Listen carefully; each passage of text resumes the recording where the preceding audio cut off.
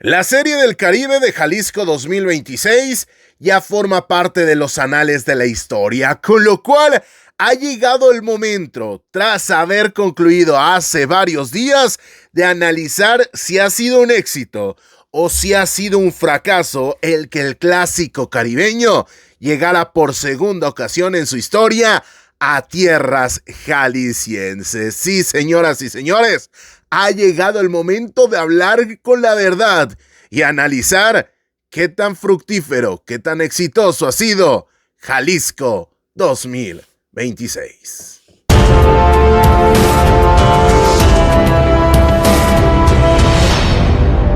Hola, ¿qué tal? Bienvenidos a este nuevo video de Diamante Mexicano, tu proyecto de confianza para hablar de todo lo que ocurre alrededor del rey de los deportes. Yo soy Carlos Alberto Valdés, quien te da la bienvenida a este video y que te agradece el que le hayas dado clic y que antes de comenzar te quiere pedir dos cosas. Número uno, suscríbete al canal, es completamente gratis y nos ayudas verdaderamente a seguir trayendo más contenido. Y por cierto, quédate hasta el final del video que te tengo tres grandes noticias, porque nosotros no paramos y seguimos queriendo traerte el contenido y la información de primera mano. Y número dos, dale like, es todavía más sencillo y ayudas a que en particular este video y todo nuestro contenido llegue a mucho más público. Así que dicho lo anterior, señoras y señores, ha llegado el momento de hacer el balance final y verdaderamente decidir si ha sido un éxito, si ha sido un fracaso, si verdaderamente Jalisco 2026 ha estado a la altura de las expectativas, siempre teniendo en cuenta el contexto, siempre teniendo en cuenta lo que hay alrededor y cómo se tiene que juzgar un torneo de esta clase. Y ojo, que lo vamos a analizar y lo vamos a platicar de primera mano, porque ahí estuvimos. No es que estemos juzgando a la distancia, que lo hayamos visto desde una computadora o una televisión. Estuvimos ahí todos y cada uno de los días de actividad de esta Serie del Caribe, desde el juego número 1. No es que hayamos llegado simplemente al juego estelar de cada jornada, sino que desde el primer momento y hasta el último estuvimos ahí y lo vimos, insisto, de primera mano. Con lo cual, señoras y señores, vamos a comenzar con todas las polémicas que existieron alrededor de esta edición número 68 de la Serie del Caribe. Y ojo, esto no es para quedar bien absolutamente con nadie, sino para dejar nuestro punto de vista al respecto de todo lo que se dijo alrededor de esta Serie del Caribe de 2026. Y tenemos que comenzar con el elefante en la habitación. Número uno, con la cantidad de asistencia que hubo y que se presentó en el Panamericano, porque no es un secreto para nadie que estuvimos muy lejos en ciertos juegos del lleno. Evidentemente, aquí tenemos que evaluar muchísimas cuestiones, desde la alza de los precios, desde el momento que está viviendo la Plaza de Guadalajara con los Charros de Jalisco y sin lugar a dudas la responsabilidad que tiene el comité organizador con las ediciones anteriores y con las próximas ediciones. Y ahora me van a entender a qué me refiero. Y es que quiero comenzar con eso, porque de manera constante se ha dicho en redes sociales que los precios se incrementaron a un porcentaje bastante elevado. Sí, eso es una realidad, pero eso no solamente depende del comité organizador, porque existe una tabla tabuladora en donde se habla y donde se termina exponiendo por qué los precios tienen que estar en el precio o las entradas en el precio que se les ha terminado otorgando. Porque hagamos un ejercicio que lo comentábamos con el propio Enrique Rojas y fuera de micrófonos con el propio Guillermo Celis. Por cierto, les recomendamos ese contenido para que lo disfruten si es que ustedes no lo han visto, gracias a que tuvimos la oportunidad de platicar directamente con estos dos grandes comunicadores de ESPN, que en béisbol, ojo, en béisbol sí comprueba semana a semana que es el líder mundial en deportes. En otras disciplinas, no tanto, pero en béisbol todo el grupo de trabajo es sensacional. Pero retomemos la idea, señoras y señores. Sí, en Jalisco 2026, debido a que existió una premura de poco más de 40 días, porque hay que tener en cuenta esto, fueron poco más de 40 días los que transcurrieron del 18 de diciembre, momento donde en una conferencia de prensa en la cual estuvimos, se hizo de manera oficial el anuncio de que el Clásico Caribeño llegaba por segunda ocasión al Panamericano, a que se cantó el play ball con el inicio del juego entre Puerto Rico, los Cangrejeros de Santurce, y el México Verde, los Tomateros de Culiacán, que fue el juego con el cual arrancó toda la actividad en Zapopan. Ojo, fueron solamente 40 días. Y retomando la idea de los precios, no puedes malbaratar lo que es un evento internacional y terminar reduciendo muchísimo los precios. ¿Por qué? Bueno, porque tienes una correlación con lo que va a ocurrir el próximo año en 2027 con Hermosillo. Es decir, sí, en Mexicali los precios rondaron, y simplemente haciendo un ejercicio al aire, rondaron los $50, en Guadalajara, en Zapopan, no podían costar 10, al menos no de línea. Evidentemente, conforme fue avanzando el evento, se liberaron ciertas zonas más económicas e inclusive en algunos juegos hubo la posibilidad del 2x1. Pero es que esto tiene un impacto directo con lo que puede ocurrir en Hermosillo 2027, porque reitero, no podemos pasar de Mexicali en $50, en Guadalajara, en Zapopan 10, y dar el brinco abrupto otra vez a los 50 o inclusive ajustarnos a la inflación y llegar a los $60. Es una situación donde verdaderamente todos tienen la razón y todos tienen parte de la culpa. Déjame explicarte. El aficionado evidentemente quiere entradas más asequibles, más aún cuando es un aficionado que ha tenido una serie final, 2 juegos ante Tomateros, que ha tenido las semifinales ante los Águilas de Mexicali, que previamente había tenido la primera ronda de playoff ante Naranjeros de Hermosillo, que estuvo ahí toda la temporada, que pasó solamente un mes desde que terminó la Serie del Rey en la Liga Mexicana de Béisbol y comenzó esta Liga Mexicana del Pacífico, que previamente había tenido la Serie de la Zona Norte ante el conjunto de los Sultanes de Monterrey, antes todavía la Serie de Zona ante Unión Laguna, previamente la primera ronda de los playoffs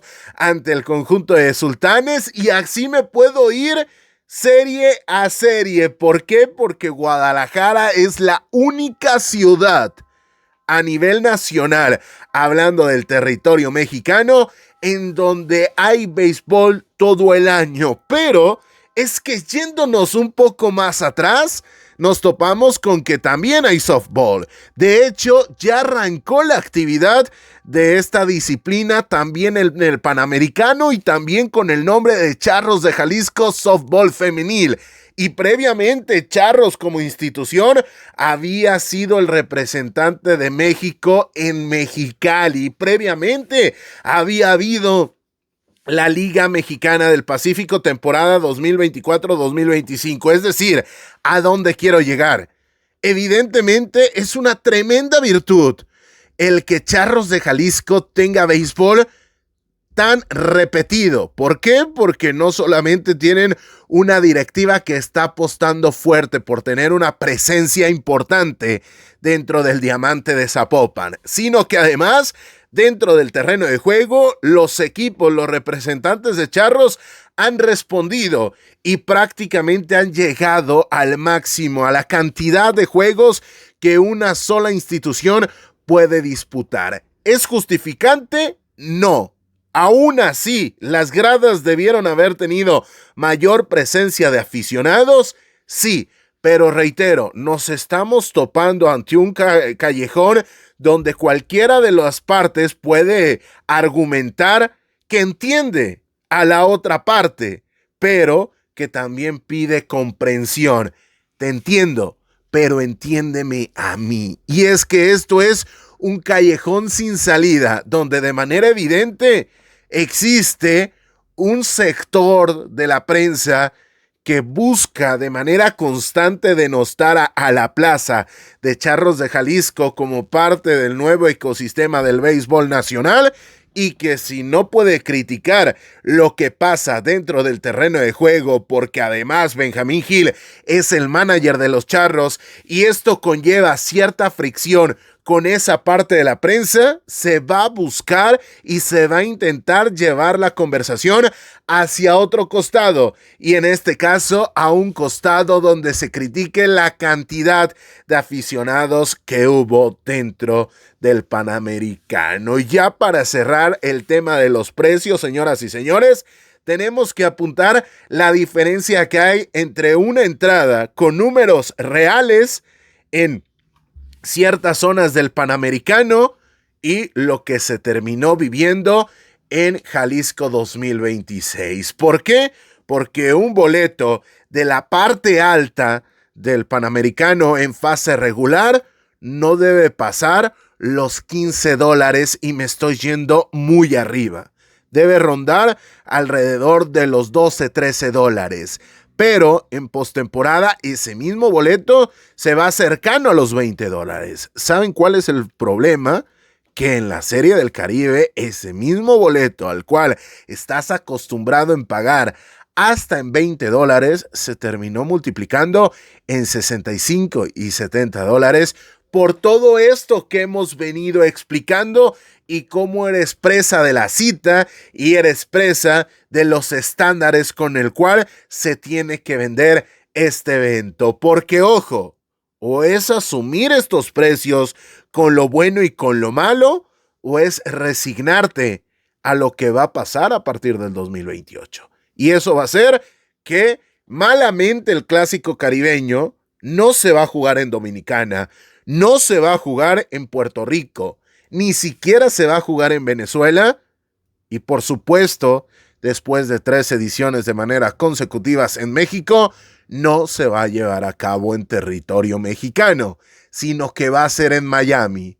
¿Sustentado en qué? Precisamente en una alza de precios. Así que, señoras y señores, eso con respecto a lo que era el tema más importante, o al menos el que causó más ruido, donde se cuestionaba la validez de Guadalajara como sede. Y aquí tengo que ser muy claro, ya no vamos a hablar de los precios, vamos a hablar de cómo se desarrolló este torneo. Y es que volvamos al punto de partida, 18 de diciembre, el momento en el cual se hizo de manera oficial por la Confederación de Béisbol Profesional del Caribe que Guadalajara iba a ser la sede. ¿Por qué Guadalajara? Bueno, porque nadie más se atrevió a tomar una responsabilidad tan importante de un momento a otro, que de manera evidente a Guasave, inclusive el gobernador de Sinaloa declaró que le gustaría que las sedes sinaloenses que no han albergado un clásico caribeño hubieran sido las elegidas, pero Si nadie levantó la mano, es porque nadie se iba a atrever a tomar el evento con esta premura. Ni los Águilas de Mexicali, que lo habían organizado en 2025, ni los Naranjeros de Hermosillo, que la van a albergar en 2027, porque saben que no pueden quemar la plaza. Tampoco puede llegar a ser opción Culiacán, porque no levantó la mano Tomateros. Lo mismo con Venados de Mazatlán, Cañeros de los Mochis, Algodoneros de Guasave y Ciudad Obregón. De manera evidente que hubieron cosas que se pueden mejorar, total y absolutamente. No vamos a negar que nos hubiera gustado ver un clásico caribeño con más tiempo de antelación y que el comité organizador lo haya podido montar de mejor manera. ¿Por qué? Porque es un evento que necesita de su tiempo, necesita de su espacio y merece de una preparación acorde a la cita. Pero ese es el problema que provocó el que Venezuela no pudiera quedarse con este clásico. ¿Por qué? Por cuestiones políticas. ¿Que era una situación mejorable? Sí, de manera evidente era una situación mejorable, pero que el comité organizador, o en este caso la Confederación del Caribe, presidida por Juan Francisco Puello Herrera, tuvo que tomar una decisión para la cual no estaban preparados, porque tampoco podían ir tan de cara en contra de la dictadura venezolana, porque esto le podría acarrear problemas, inclusive para la propia Federación Venezolana, para la propia Liga de Venezuela. Y es que aquí no estoy tratando de ser el abogado de aquel personaje, sino simplemente tratando de explicar todo desde el punto de vista más neutral. Que me hubiera gustado, de cierta manera, que el clásico caribeño se llevara en tiempo y forma, sí. Que me gustó que fuera en Guadalajara porque yo radico en Guadalajara, sí. Evidentemente que sí. Pero que me gustaría que Venezuela desde hace tiempo fuese un país libre y libre de una dictadura, de manera evidente que sí. Pero es una situación donde los aficionados venezolanos que se quejan tienen razón, porque les quitaron la Serie del Caribe. Pero la Confederación de Béisbol Profesional del Caribe tiene razón al quitarle la sede, porque no habían condiciones dadas para poderse llevar a cabo en ese momento y no te podías arriesgar a que no se llevara a cabo esta Serie del Caribe, porque el propio Enrique Rojas y Memo Celis lo dijeron: o era Guadalajara, o era Jalisco, o era el Panamericano, o no existía posibilidad. Así que hay que hacer el control de daños y hay que valorar que hubo una directiva que se atrevió a tomar el toro por los cuernos y que finalmente nos trajo el clásico caribeño en tiempo y forma. Repito, hay cosas que se pudieron mejorar totalmente, pero también hay cuestiones que pudieron haber salido mucho peor o haber salido mal, ni siquiera mucho peor, porque no hay nada que haya salido mal, sino hay cuestiones que pudieron haber salido mal y que no ocurrieron, y eso es mérito de la directiva de Charros de Jalisco. Por último, he escuchado y he leído que el nivel de juego fue aburrido, que fue una Serie del Caribe sosa. Sinceramente, tuvimos de todo, como en botica, así como para criticar o cuestionar el nivel de pelota que vimos. Vimos historia, porque tuvimos el juego con más carreras en todas las ediciones de la Serie del Caribe. Y ojo, que la de 1990, ese Senadores de San Juan contra Naranjeros de Hermosillo, se llevó a cabo en el Orange Bowl, es decir, en un campo de fútbol americano acondicionado como diamante, en donde el left field solamente tenía 250 pies de largo, con lo cual queda tremendamente condicionado esas 28 carreras de 1990, y fueron 31 en ese Federales de Chiriquí contra República Dominicana contra los Leones del Escogido. Además, vimos el home run, en este caso por Franchi Cordero, con más longitud desde que se están tomando los datos. Tuvimos una final apoteósica, una final donde tuvimos absolutamente de todo. emociones a flor de piel. Y entiendo que el que haya ganado el local, cuestión que no se repite de manera asidua, es la segunda oportunidad en la cual un equipo local mexicano se termina quedando con el título, genere cierta molestia, pero no puedes cuestionar el nivel de pelota enfundado en el hecho de que los Charros de Jalisco o Benjamín Gil o Juan Francisco Puello Herrera no te caen bien, porque si de verdad disfrutas este deporte, tuviste que haber disfrutado Jalisco 2026. Pero te leo a ti que estás del otro lado. ¿Qué te gustó y qué no te gustó de esta Serie del Caribe número 68? Ahí tienes la cajita de comentarios para dejarme tu participación. Y rápidamente, las 3 noticias positivas.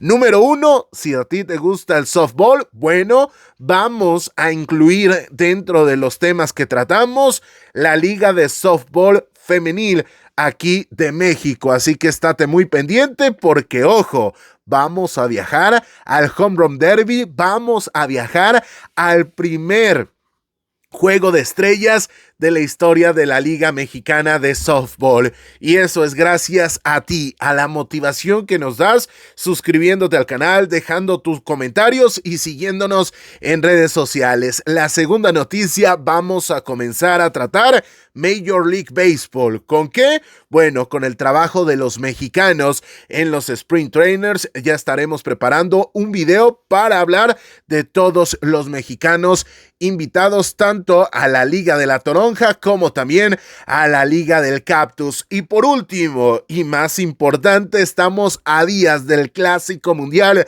de Béisbol y evidentemente aquí te vamos a traer la cobertura de todo el torneo. Así que, nunca mejor dicho, suscríbete al canal, activa la campanita, síguenos en redes sociales. Recuerda, nos encuentras de manera indistinta en cada plataforma con el usuario de @Diamante Mexicano Béisbol o también Diamante MX Base para que nos sigas y tengamos un contacto mucho más directo. Muchas gracias por estar del otro lado. Saludos a la distancia. Nos vemos en el próximo video y no olvides que el béisbol, pero que también el softball se juega dentro de un diamante, pero es aquí en Diamante Mexicano donde se analiza. Saludos a la distancia y nos vemos en el próximo video.